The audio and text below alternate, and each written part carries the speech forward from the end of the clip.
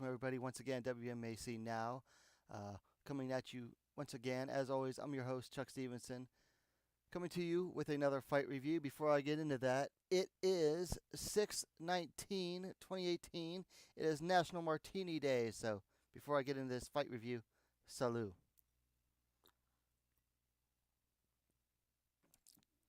Okay, we're going back several weeks to May 27th.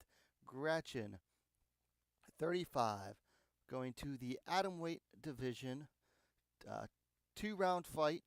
Sayako Fujito coming in at 1-1 versus Shiu Park coming in at 0-1. Shiu Park is known, if you follow the Korean scene, as um, Sahi Ham's main sparring partner now. Um, both these coming into this fight, having watched these two fight before, Park is definitely more of a striker. Uh, Fujita is more grappling oriented. Coming up on a picture, I'm going to show you Park's on the left, Fujita's on the right. Yes, that is two different people. I know they have the same haircut, and they're both tanned. But that's Park on the left, that's Fujita on the right. First round. It was obvious that Fujita had a game plan in mind. Her game plan was to negate Park striking by initiating the clinch and then using her trips to take Park down and control from the top.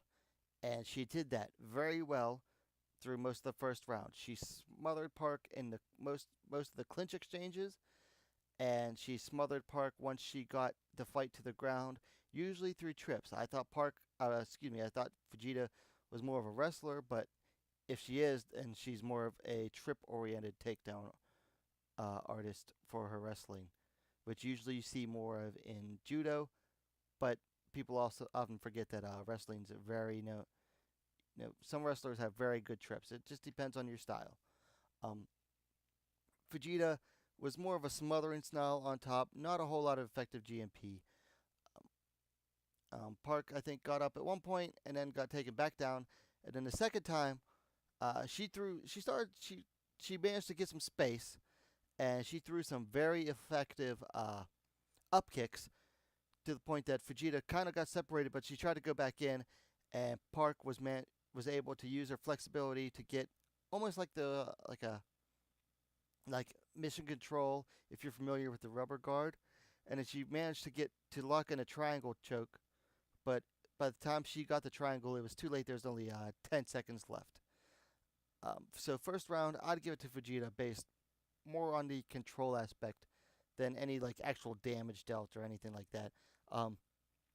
Fujita's threw very little in the way of GMP, and honestly, I thought Park was more active from the bottom with GMP than Fujita was on top. But I think Grachan uses the 10-point must system, so I'd give it to Fujita based on overall dominating control throughout most of the round. Uh, Park didn't do enough in that last little bit to really steal the round.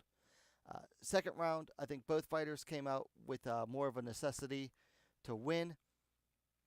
They both started throwing wild, and I was watching it and I'm thinking, like, what the heck are these chicks doing? They're just like, I think Fujita actually threw like a Superman punch that went nowhere. Fujita again did get another trip takedown, again controlling most of the action. Park did get up at one point and started to throw some more.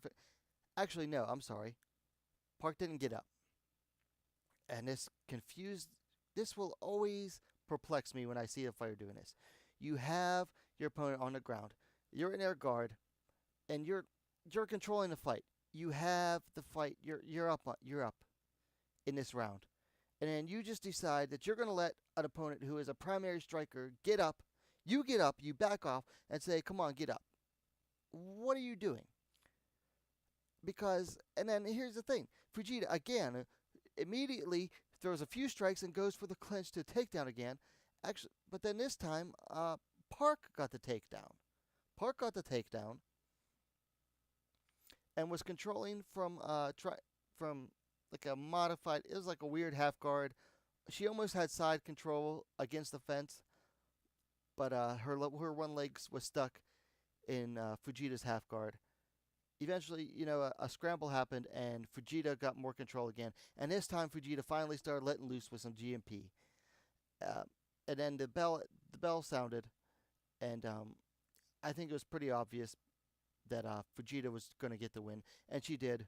Sayako Fujita won by unanimous decision. So Fujita climbed to 2-1, and Shiyu Park fell to 2-0. Um,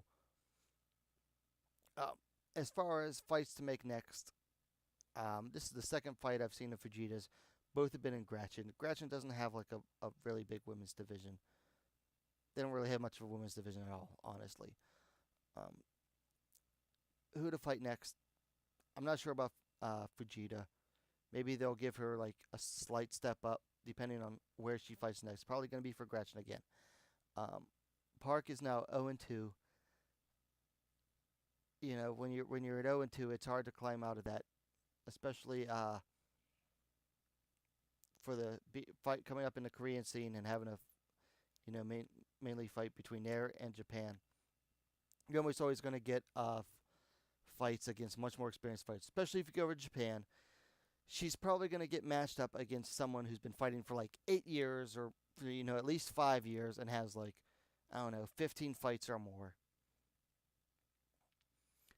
Things to work on.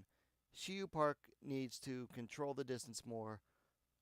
She didn't have a height or reach advantage. It looked about even in this fight.